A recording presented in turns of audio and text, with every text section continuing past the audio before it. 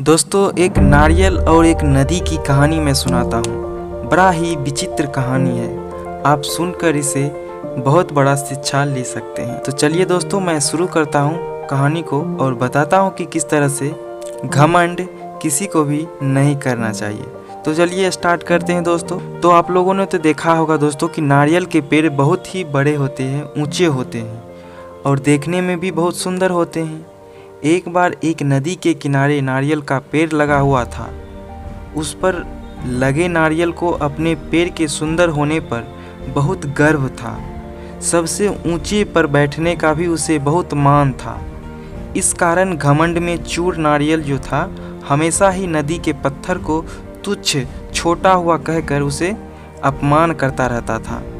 एक बार एक शिल्पकार उस पत्थर को लेकर बैठ गया और उसे तराशने के लिए उस पर तरह तरह के प्रहार करने लगा।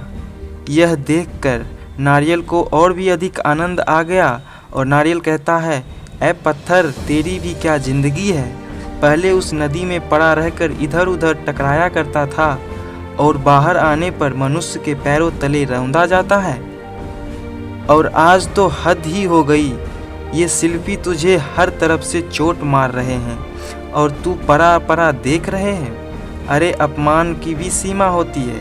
कैसी तुच्छ जिंदगी जी रहा है तू। मुझे देख कितना शान से इस ऊंचे वृक्ष पर बैठता हूँ। पत्थर ने उसकी बातों पर ध्यान ही नहीं दिया।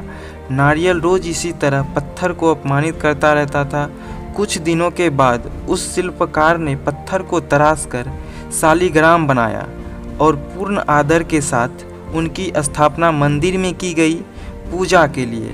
नारियल को पत्थर के बने उस शालिग्राम के चरणों में चढ़ाया गया। इस पर पत्थर ने नारियल से बोला, नारियल भाई, कष्ट सहकर मुझे जो जीवन मिला उसे ईश्वर की प्रतिमा का मान मिला। मैं आज तराशने पर ईश्वर के समतुल्य माना गया। जो सदैव अपने कर्म करते हैं वे आदर के पात्र बनते हैं, लेकिन जो अहंकार और घमंड का भार लिए घूमते हैं वो नीचे आ गिरते हैं। ईश्वर के लिए समर्पण का महत्व है, घमंड का नहीं।